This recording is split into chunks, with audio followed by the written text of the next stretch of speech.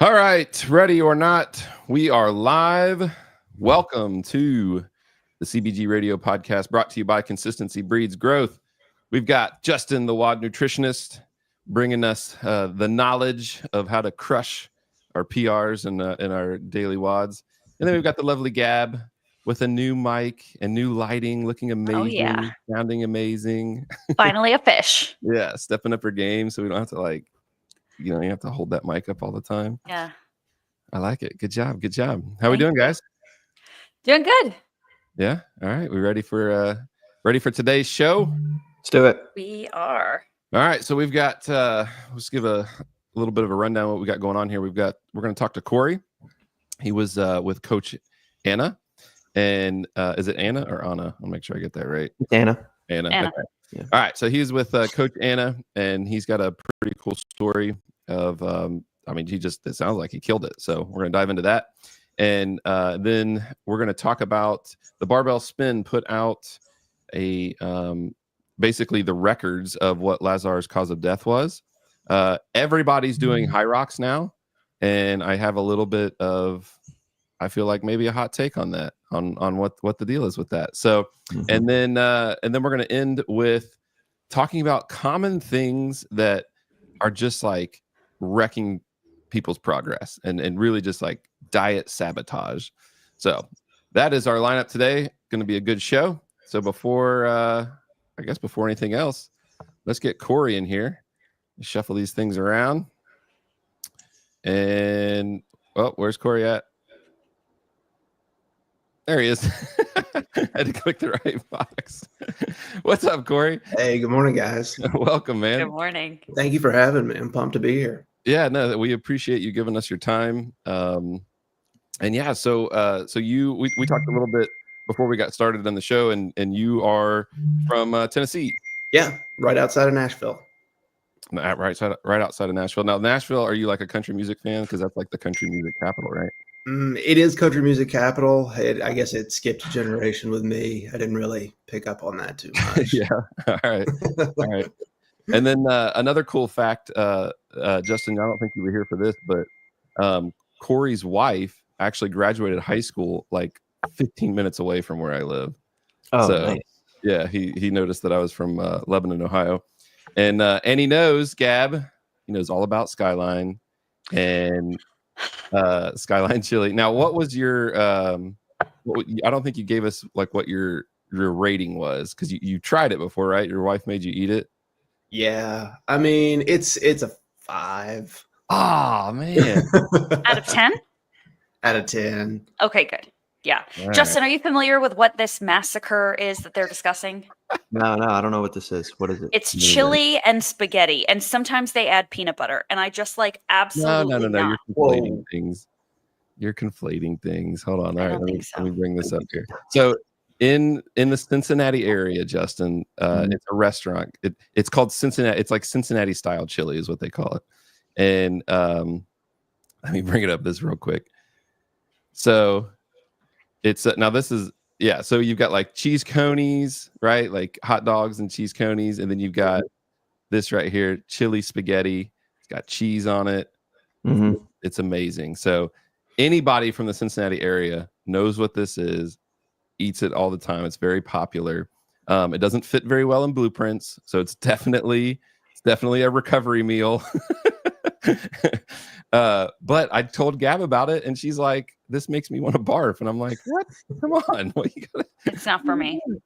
So, Respectfully passing. I never heard of it. so I there have to try it and let you know. Yeah, there you go. So, but I'm ecstatic that we have somebody that knows about it now that can, but he didn't really help out my cause by only giving it a 5. So Your batting average is low, Joel. I know it is. You got to grow up with it. Because your wife loves it, right? She does. Yep. See, there you go.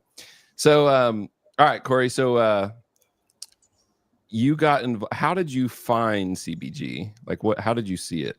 So I think probably Instagram was the first place I saw it. And oddly enough, it wasn't like the hardcore CrossFit athletes that I saw it. It was like the funny CrossFit accounts that I follow. So like, okay, so Make WODs Great Again, Meme for Time, Allie Loves Lifting.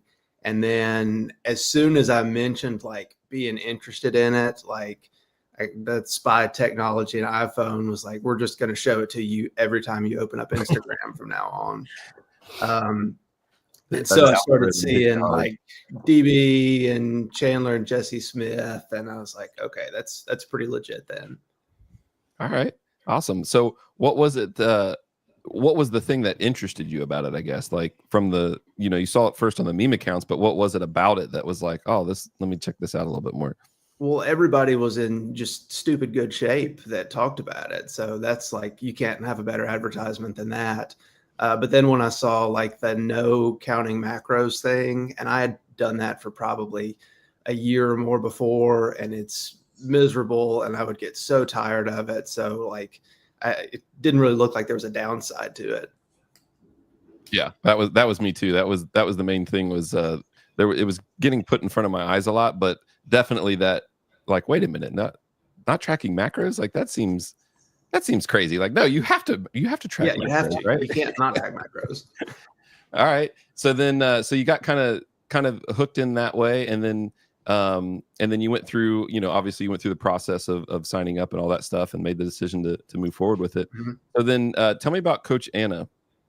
Oh man, Anna's awesome. Like if you want somebody that's like a perfect advertisement for some kind of nutrition plan, it's Anna, because she looks like she's carved out of granite and just an absolute savage. And she was great. She gave me everything that I needed, like just very matter of fact. And I told her in the beginning, I was like, I don't need a lot of hand holding. You just tell me exactly what to do and I'll do it. And she's like, all right, I'm going to hold you to that. And she would tell me what to do and help me change things. And she just made it simple. Nice. Yeah, that was, I was trying to find her Instagram here to pull it up, but I can't seem to find it.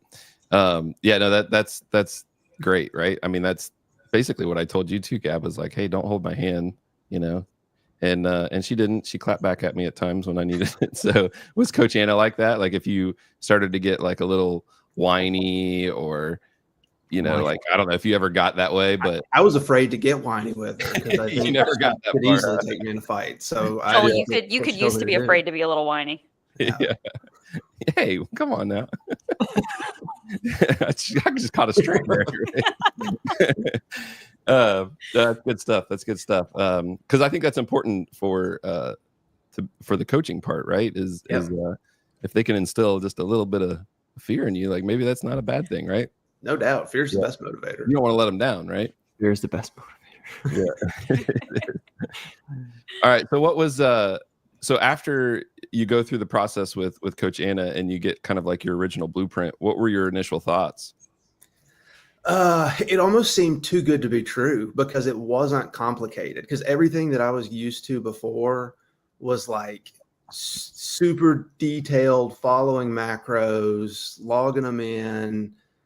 If you didn't know what something was, it screwed up your whole day. And this just made it like super easy for me, especially when I'm working, because I'm a firefighter.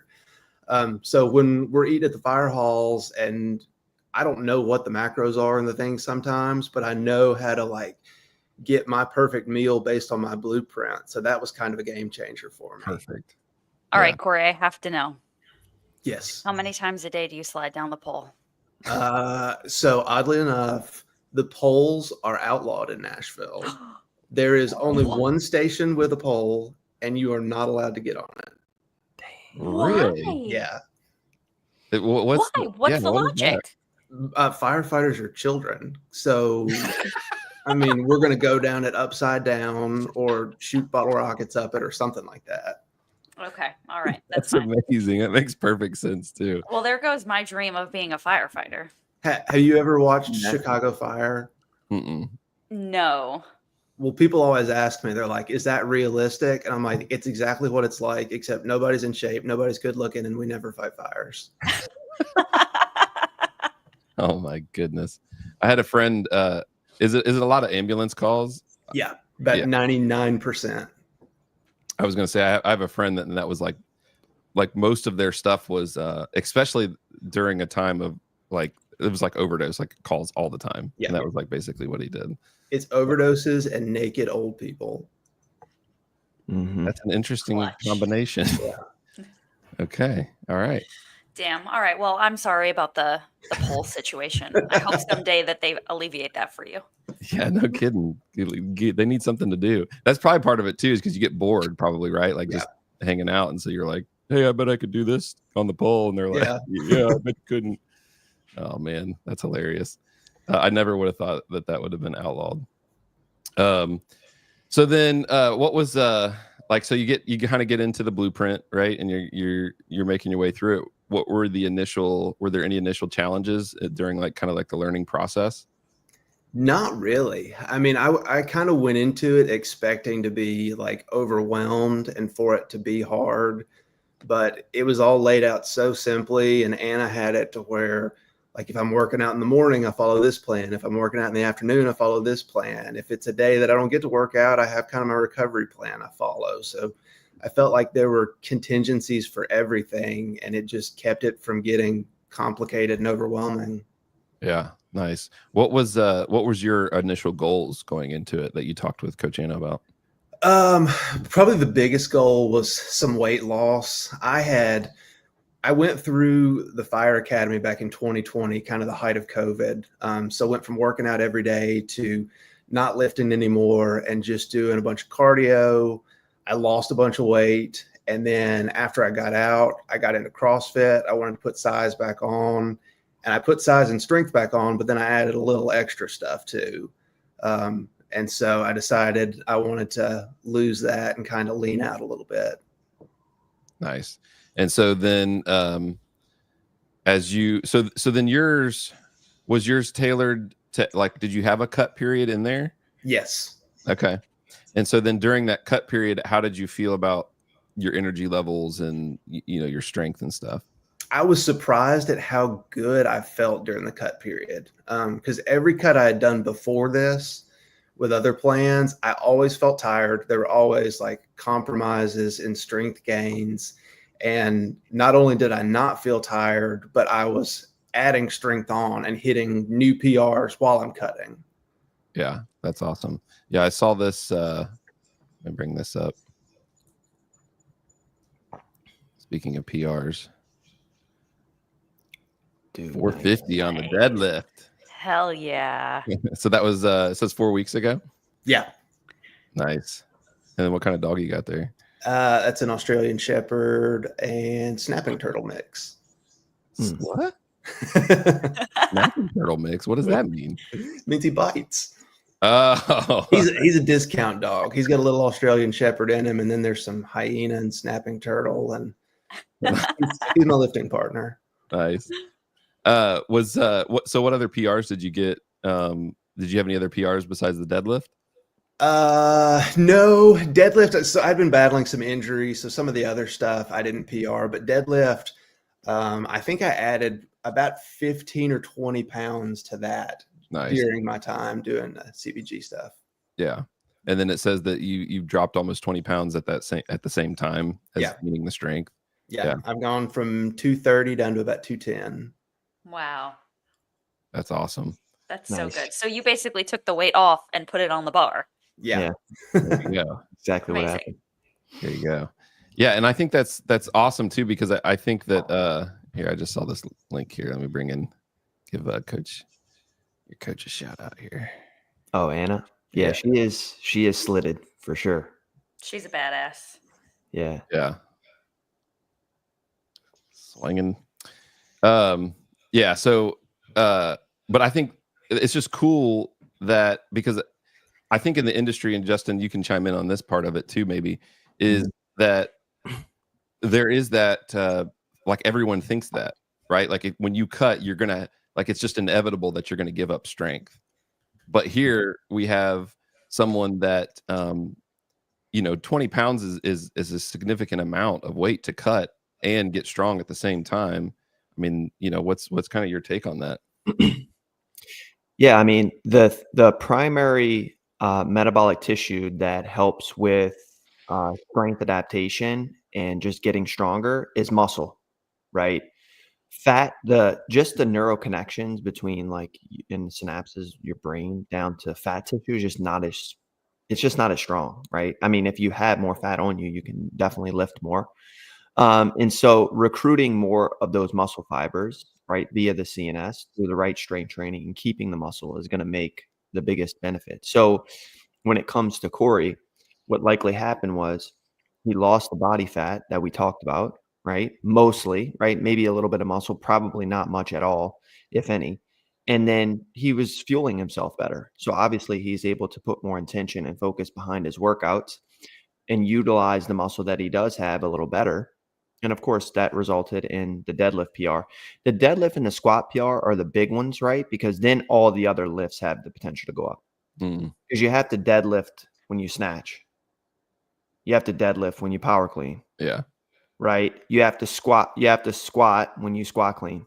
So those are the two lifts where I always, like, if an athlete PRs those lifts, I know there's potential in the other lifts with some kind of technicality around maybe some of those things to be able to PR everything else as kind of time goes by. You know. Yeah. Sweet. I also think it's really important to note too that when you are, let's say you're on your own and you're tracking macros with like MyFitnessPal, right? And you're kind of typing in everything you eat.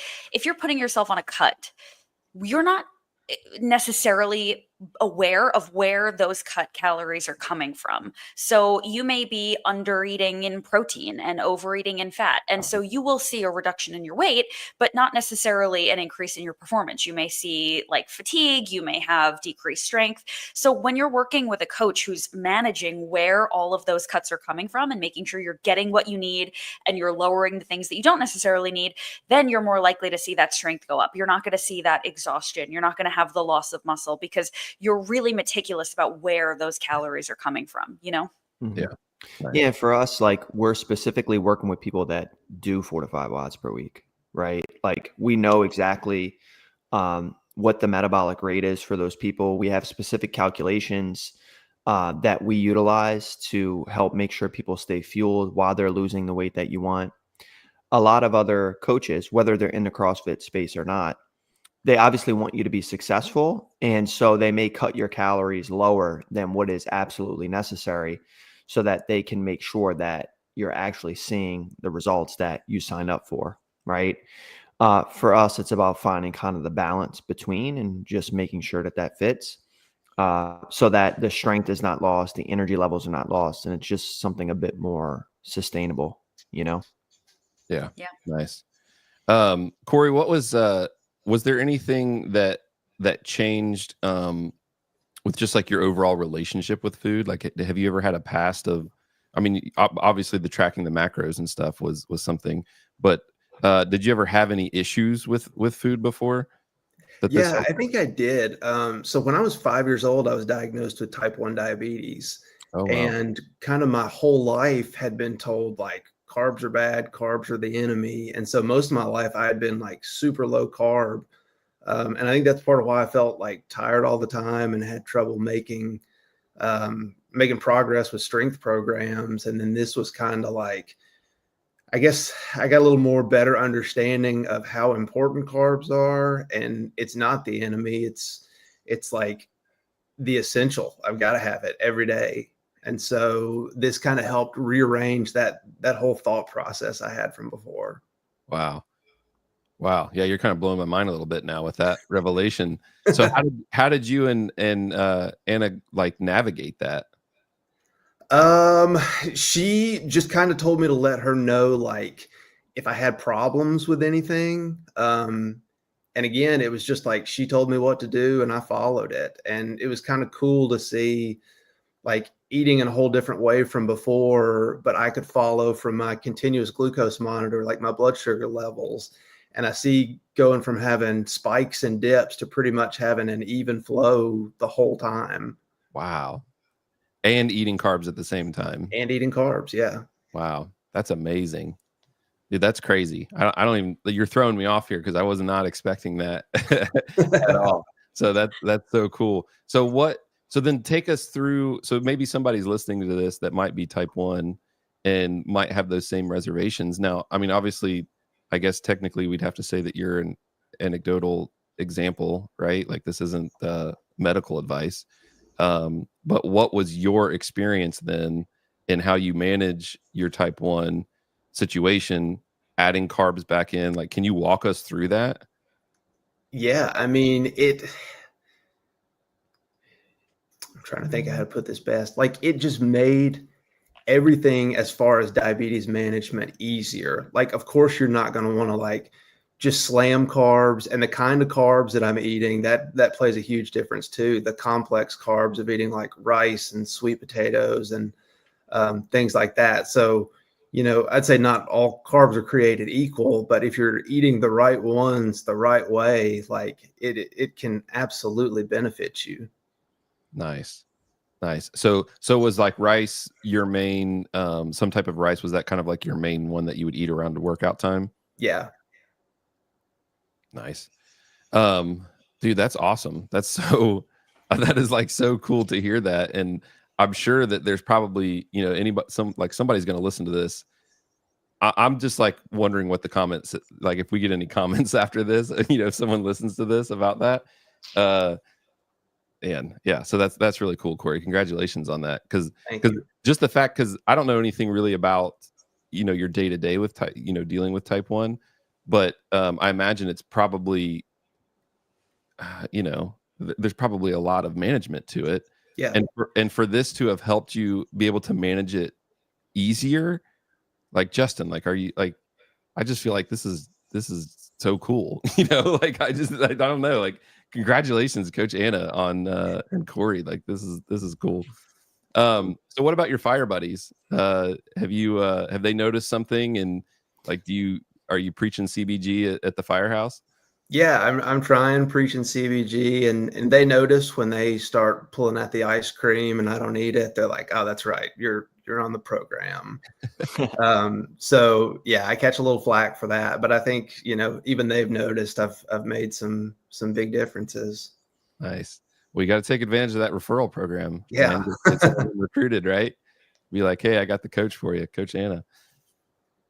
Well, that's awesome, man. Hey, congratulations on everything. Man, what a cool story. What a cool story. And thank you for giving your time to us and hanging out with us for a little bit to share it. Cause I think that's you've got a really cool story to share. So I'm glad that we were able to kind of dive into that with you. So yeah, man. And if you'll give me 30 seconds to kind of share a little something with you. So not only did I see the like benefits from my diabetes management, and I hadn't talked about this aspect of it a lot, even with Anna, but when I first came into CBG, was dealing with some pretty serious post-traumatic stress from some bad calls on the fire department. Oh, wow. And so kind of tried to take that like holistic approach of like nutrition, food, the mental health aspect of it, and have come out on the other side in a great place. And I think CBG played a huge impact in that, just because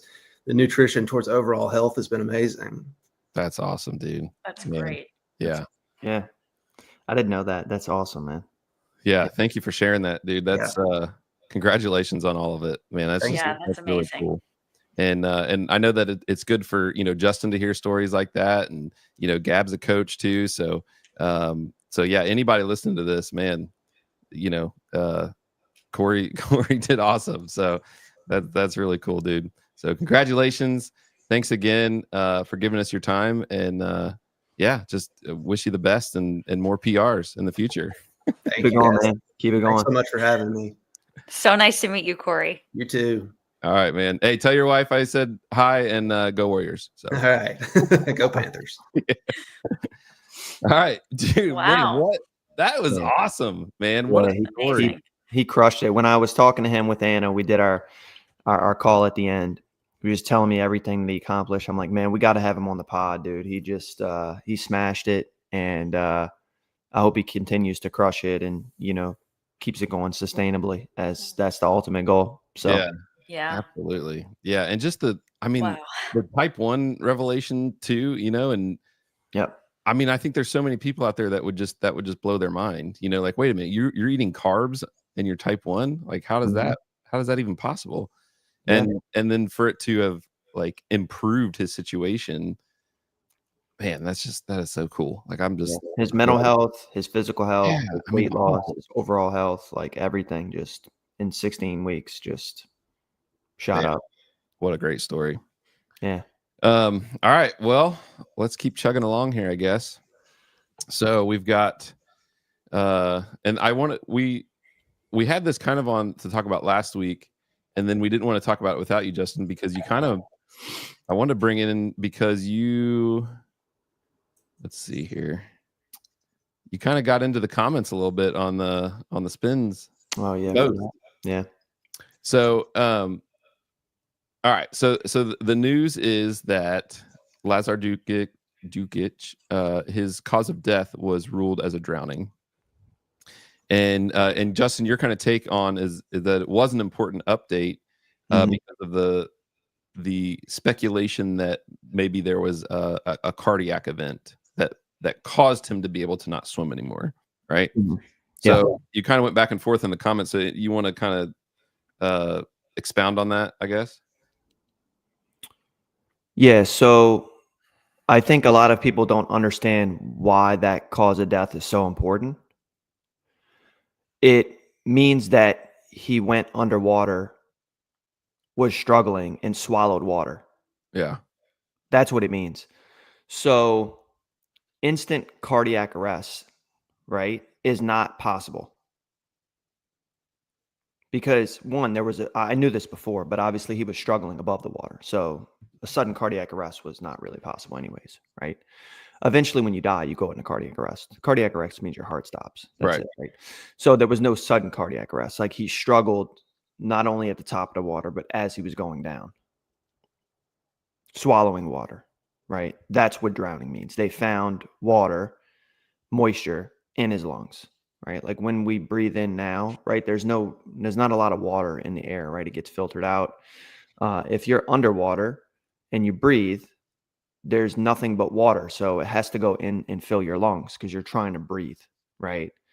And so that's an important update because a lot of people were speculating that for the protection of others, were speculating that this could have been something like about when he had some arrhythmia in Dubai, or that he has other, predisposed like heart condition or something like that. And this drowning provides further evidence that that wasn't the case, that he overheated because the water was too warm. After overheating, he struggled, right? Trying to finish, which is why he was so close to the finish line, went under, swallowed water, and died. That's what drowning means. So the gravity, and I know that that's like not, it's not really pleasant to hear that or to say it out loud, but that's what happened. That's what that cause of death, part 1, means, is that they found water inside of his lungs. You got something, Gab? You took a breath like you're gonna... I'm curious because if you are at all involved in the triathlon world or the swimming world in general, you probably know about Fran Crippen, right? Who had almost the exact manner of death, where he was in a triathlon, one of the greatest triathletes in American history, and drowned, and they found that it was due to the water being too warm. I'm just curious as to whether or not that has been brought up at all. There was some speculation around the water being too warm. Obviously, there have been remarks by some people in the triathlon world that the water was too warm. And prior to the event, they said it was silly that the water would be too warm. So I'm just curious if that has come up at all, if that has something to do with the drowning, right? Because he drowned, period. But were there other factors at play that caused the drowning? And to what degree is that going to be part of this? Right. Yeah. And I don't know if that information will ever be released, honestly, because that'll be revealed in their third-party investigation that they're doing. And that, because the cause of death, for me, the cause of death is not really an indicator of, other than, like you said, we just know that he, took in water, and that's what ultimately was the final straw in his death. We don't know why he struggled in the water. Technically, we don't know all this stuff until we know that, the temperature of the water, what that was before they entered in, all this stuff. So so there's just a lot of like still what ifs, hanging out there. I will add this though, Justin, and see what you have to say about it. I had a doctor friend. Now she's a pathologist. But because I was thinking the same thing, like they would be able to tell if it was a sudden cardiac arrest. Now she says that not necessarily, that there is a chance that he could have started into cardiac arrest that inhibited his ability to swim, and then he would still be breathing some like during the cardiac episode. So so that's kind of like, I don't know, I guess it's kind of still one of those what ifs, but the problem is we probably will never know, like because this cause of death here, this records, that's just like, they're not going into depth into this stuff. It's just like water in his lungs, like case closed. He drowned, like as his actual he wasn't cause stabbed to death. Right. Yeah, exactly. Yeah. So that's the unfortunate part of all this, I think, is unless there's some transparency in the investigation, which I don't really foresee happening. I don't know what you guys think. If you guys got any ends on the, it's not going to come out on paper. No. Yeah. No. But what happened was, this is my personal opinion. This is what happened. This is not an accident, the manner of death. This is homicidal negligence. Okay. That's what it is. That's my personal opinion. I knew it was going to go either way, but that's the manner of death. The water was way too warm. It's been documented what the regulatory water temperature should be, right, for any long distance swimming. Do we know what the temperature was at the time they entered in? It was 88 degrees, in that range, 86 to 89, somewhere in that vicinity. Okay. Right. The body cannot accurately cool itself down when it's constantly smothered, and that you're surrounded by water completely. There's nothing else to cool you off. You can't sweat. You can't do any of that. Right. That's why those regulations are in place. Right. Additionally to that, you had a paddleboarder that, if it's a lifeguard, I feel like that's negligent homicide. So either way, like somebody has to remain responsible on that front. Yeah. Whether if the paddleboarder is not a lifeguard, then you can't claim homicidal negligence because they're not certified or in any capacity to be able to save someone or do anything, right? Or know what to look out for. That's still unknown. I don't know if they know whether the paddleboarder was a lifeguard or not. But if not, would that be homicide on behalf of CrossFit then, who put someone on a paddleboard that wasn't a lifeguard? It's one or the other for me.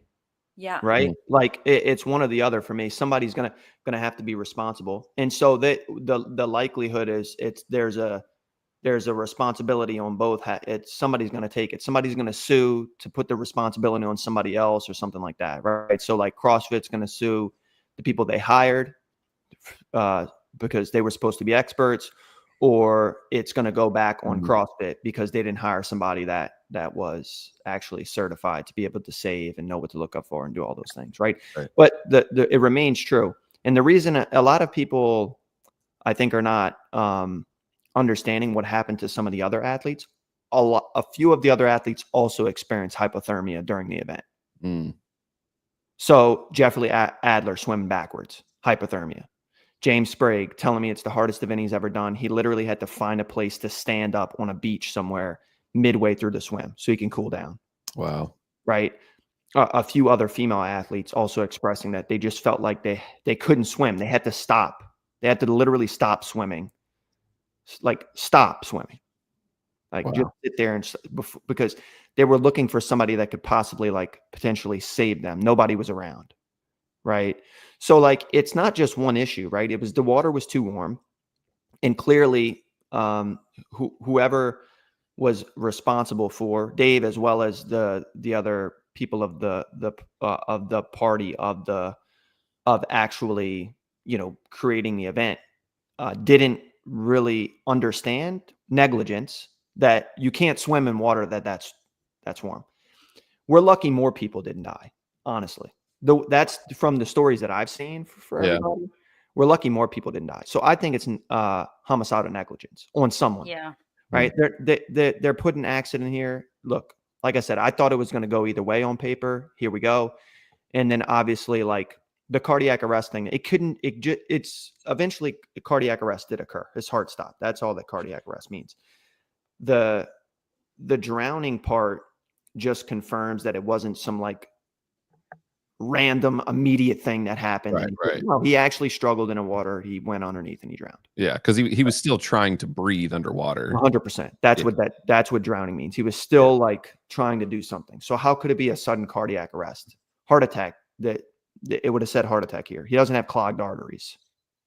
Right. He's Lazar Dukic. He doesn't have clogged arteries. He didn't have a fucking heart attack. It makes no sense. Right. So the drowning is consistent with what I thought. And I think people that, aren't blindly trying to protect other people around knew what this was, to be honest. It was a drowning. And honestly, in the world of triathlons and Ironman events, like they are measuring the temperature of that water up until the moment the gun goes off. And they will more often than not cancel the swim. I have seen so many people who train for really long periods of time and go to compete in a triathlon. And at the last minute, they cancel the swim because it's too warm or there's a tide issue. Like they don't mess around with the water. And the fact that they were not more diligent about that it just goes to show that they didn't really know what they were doing. They didn't really have anybody to tell them what they were doing. They were not following any kind of regulations. Again, Google Fran Crippen. It is like the epitome of how we behave when it comes to swimming events. Yeah. The water could have been 95. They still would have did the event. The water could have been 95, could have been a hot tub. They still would have did the event. I guarantee it, because they just didn't know. Yeah. They just didn't know, right? They didn't know that those are the protocols. They just didn't know. Or they blindly chose to ignore it. But I guarantee if it was 95, they already planned the event. They don't care. And look, this is the consequence of that, right? So like this is It's also mind-blowing that they did the swim after the run. Like unheard of. So I said unheard of. It's lucky more people didn't die from this, to be honest.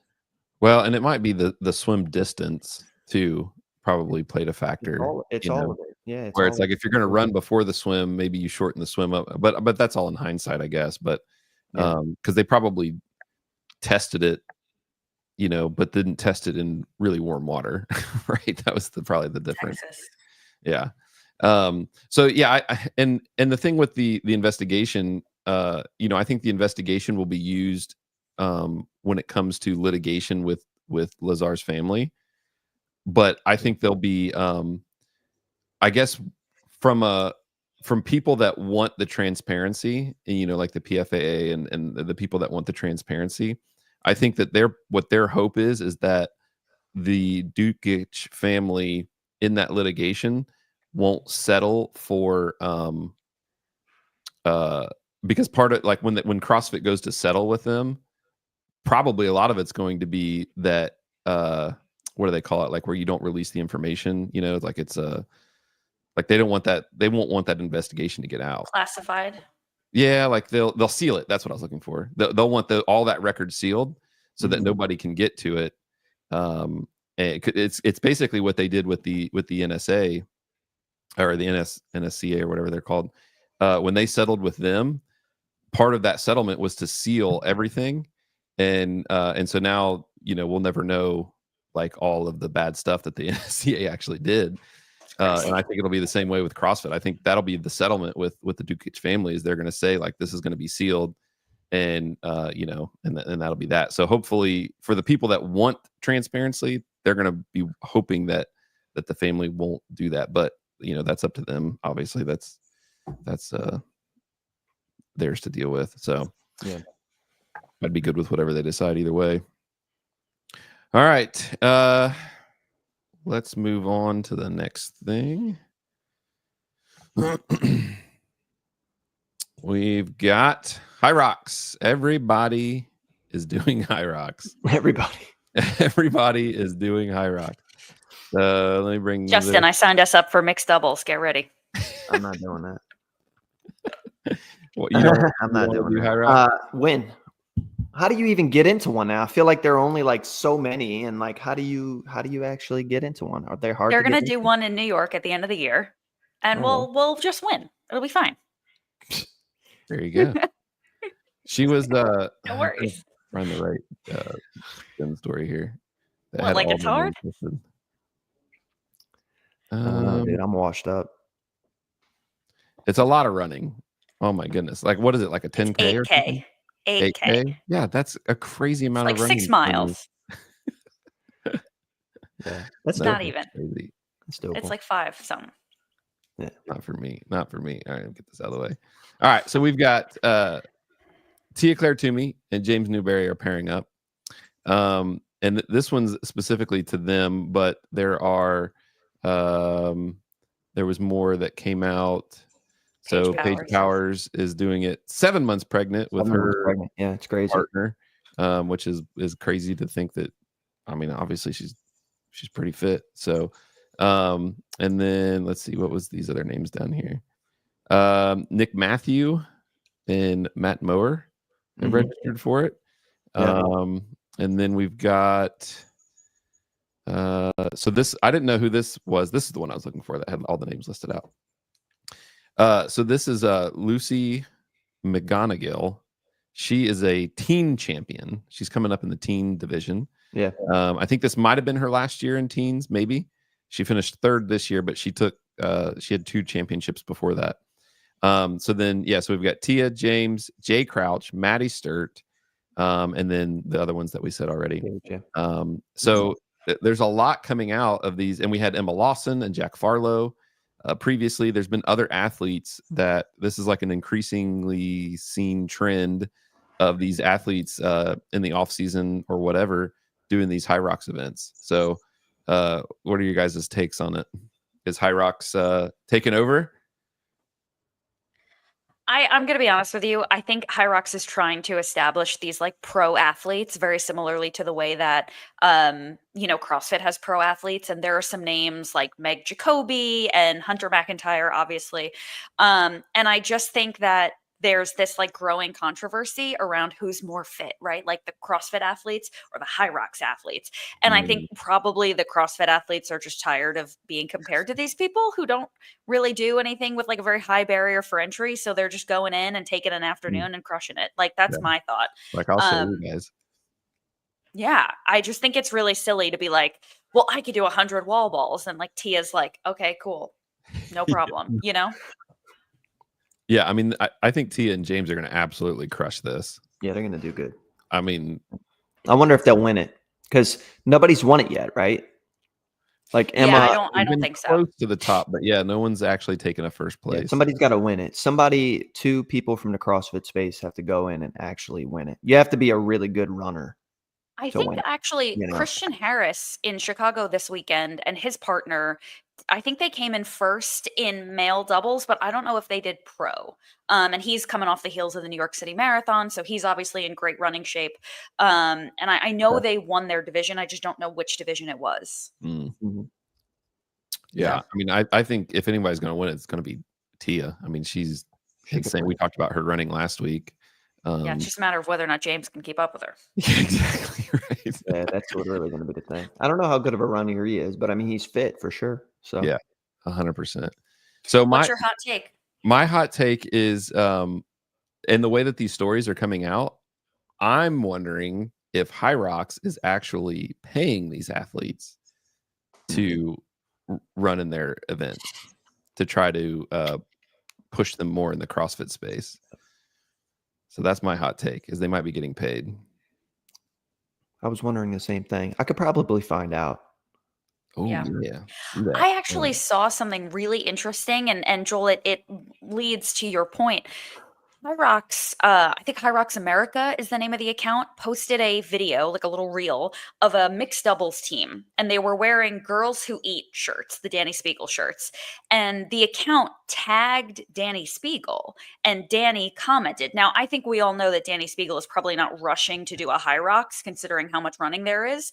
But it was interesting that they had like tagged her and she responded. I'm sure she gets tagged in things multiple times a day, every day.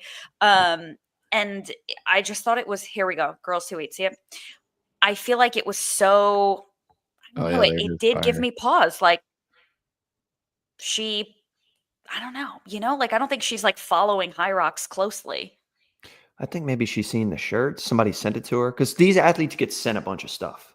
Right. Like people send me stuff. If somebody talks about me on a podcast or does something, they send it Yeah. to me. They're like, "Did you see your thing on this podcast or see your whatever?" So she probably got sent it, and then she came and commented. That would be my guess. I would Sure. if they're paying them, they're paying them.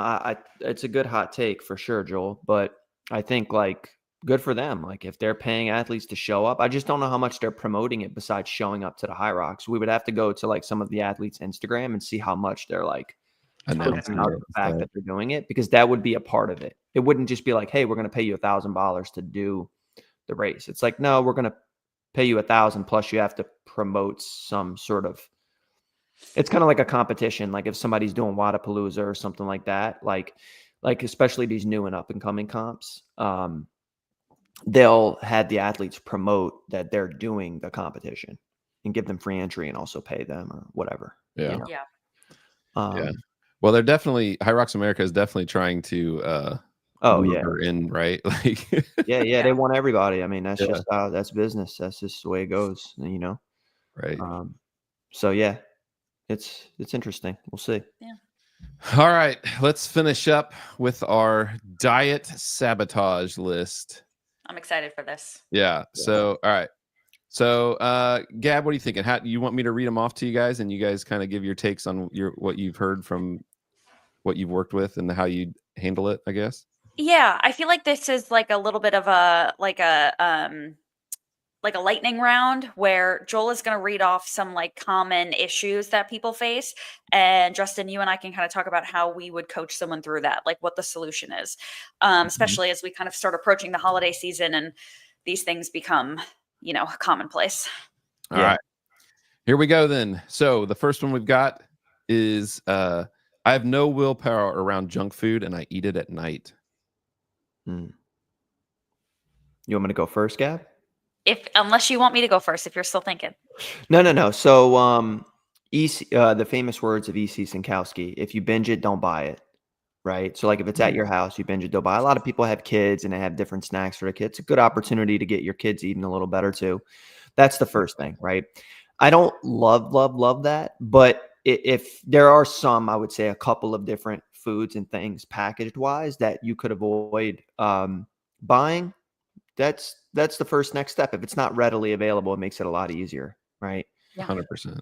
A lot of people are also binge eating, junk food eating at night because they didn't eat consistently throughout the day, right? This is the classic binge, or I guess restrict, kind of deprive, binge, guilt, repeat cycle that people go through.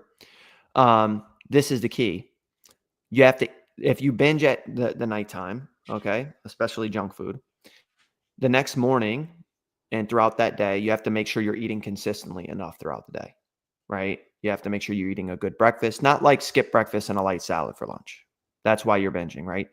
Eat consistently enough meals throughout the day, right? 1, 2, 3 meals plus a snack, dinner, then, okay, you see and evaluate that night. If you still binge, the next morning, you still have to eat again. That's the key. That's how you're going to eventually break the cycle. So what people do, they'll do this one day. They're like eat enough throughout the day, still binge at night because it's kind of like a habit that they formed, right? It's this feedback loop that they're used to doing. So even though they're not super hungry, they still like snack or whatever at night. For multiple mornings in a row and days in a row, you still have to be eating consistently throughout the day. That's the only way to break the binge cycle.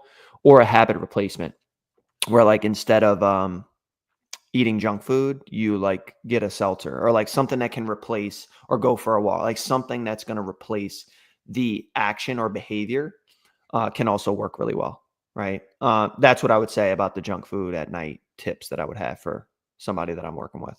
Yeah, that's good stuff. Good stuff. All right. Gab, you can take this one. I'm just going to have one, but then I can't do it. I have more. Yeah. Yeah. This is super common. So I think it's very similar to what Justin was saying, where if you can't only have one, then you should not have it at home. I think that a lot of people really want to have their cake and eat it too, and it's a little challenging when you're trying to make changes, both habitually and like body comp wise. I think that the most important thing in a situation like this is self-efficacy, which is defined as our belief in our abilities to change or to achieve our goals. And so a lot of us approach these things and we say like, well, I know I can't only have one, so I'm going to try, but I'm probably going to fail. And then we do, because we've created this cycle in our heads of every time I do this, I screw up. So I think the step one is to kind of reframe your ability to achieve this. And it could be as simple as telling your roommate or your spouse or whoever, like, hey, I may try to go for a second one. Please help me, because I need to prove to myself that I can truly only have one. And then the more that you are able to only have one, the more that becomes, just who you are and what you do.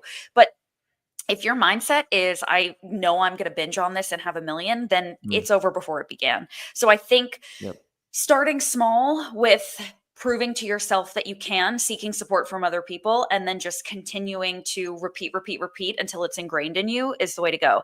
And if that's not possible, if there's, if we're talking about something where you are truly struggling, then just remove it. It's probably not worth the guilt and shame that you feel from constantly repeating the cycle. Nice. Good stuff. You guys are killing it. Justin, I'm so bored with my diet. This is all boring food. Boring. Yeah. Good one. So I think that some of us need more versatility in our diet than eating the same foods all the time, right? There are two things that usually happen when you eat the same foods all the time, right? For most people. Number one, you inherently start eating less. And this is what happens to a lot of people that are like trying to bulk and put on muscle, right? Now you're inherently eating less because you're eating the same foods over and over again. You're getting tired of them. You're like, I don't even want to eat, so I'm not going to eat anything, right? It's better than eating this because I've been eating it all the time. The other thing people do is they completely lash out, right? They eat all the other things that they weren't giving themselves either their permission to eat, or they need to change things up, and they've waited so long to do so that they're going to go completely in the opposite end of the direction, right? Of eating not anything clean at all, right? So for us, we have our macro cheat sheet, and a lot of people just don't we don't have food, like every protein source imaginable, like right there on the top of our brain, even though we like to think we do, right? Or carbs or fats or any of the different options, right? So at CBG, we actually have our macro cheat sheet that has everything listed on it, right? If you guys want this, you can DM on Instagram, macro cheat sheet. We'll give it to you for free. You could put it on your fridge, and before you go grocery shopping, you'd say, oh, that's something a little bit different that I would maybe want to start incorporating, right? That way you can mix things up. And you're not feeling like you have to eat the same foods over and over and over again. I will say, as a side note here, a lot of people that track macros eat the same things over and over and over again. Why? Because it's a lot easier to track and keep everything consistent to hit the macros and get that full dopamine response that you hit your numbers when you're just eating the same foods over and over and over again. All right.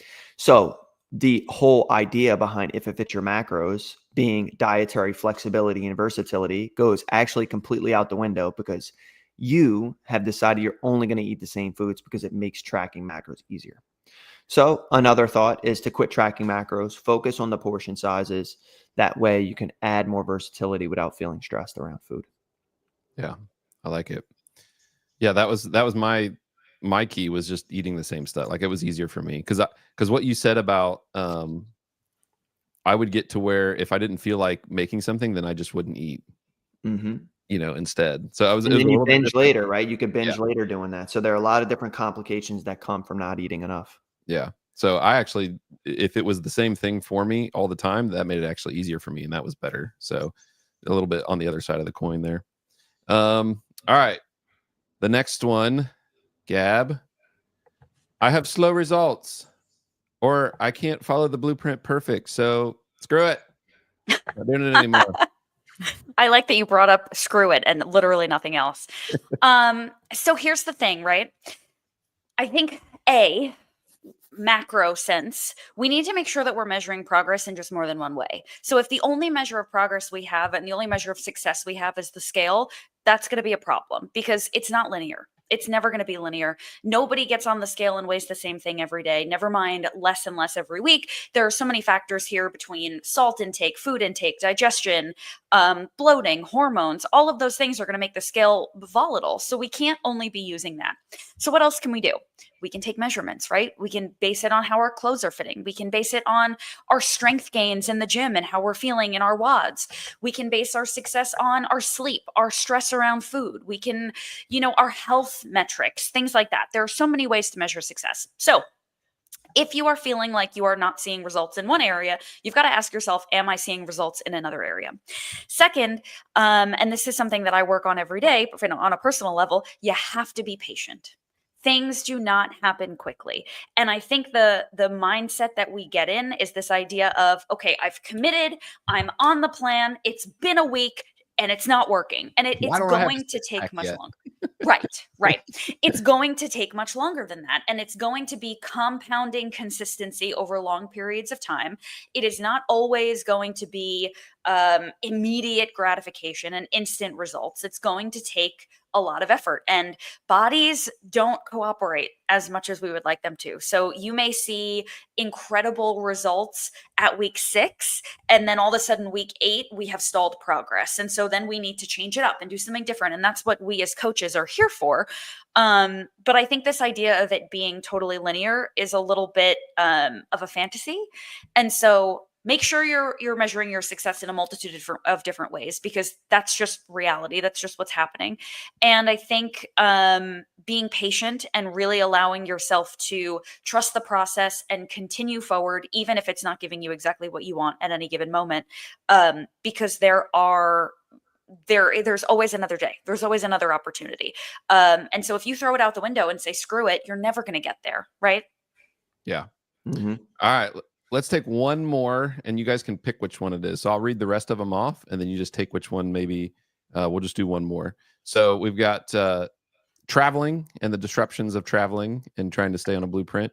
We've got eating at restaurants, our friends and family that are enabling or enablers, right? Stress eating, and when the diet ends, we regress. Which one's really good? Yeah, you can pick. So I think with the impending holiday, let's talk a little bit about the enabling from family and friends, right? Who's not worried about going home for Thanksgiving and getting a little bit of flack from, grandma who made your favorite apple pie. Why don't you want to eat half of it? So go ahead, Justin. Why don't you give your take and then I'll give mine. Yeah. I think it's this is tough because you have the enablers, which are people that are just kind of like, hey, like we have this available and you feel bad. You almost put this guilt on yourself.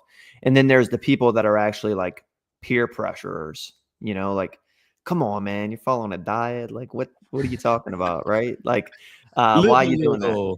Yeah. So with the peer pressure people, I would say, remember that a lot of the time this comes from their own inability to stick to something themselves. They know how hard it is. They know they couldn't do it. And now they're trying to, it feels better for them to keep you at the same place that they are for their own self-advantaged based just feelings about themselves, right? That's why they're doing that, right? Crabs in a bucket. Yeah, exactly, right. So it's that's kind of how it goes. And so it feels better to sometimes it feels better to put people down than to lift yourself up. It's a lot easier too, right? Admittedly.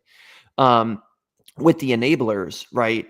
You don't have to say no completely, right? You can have a piece of the apple, grandma's favorite apple pie, right? You don't have the whole thing.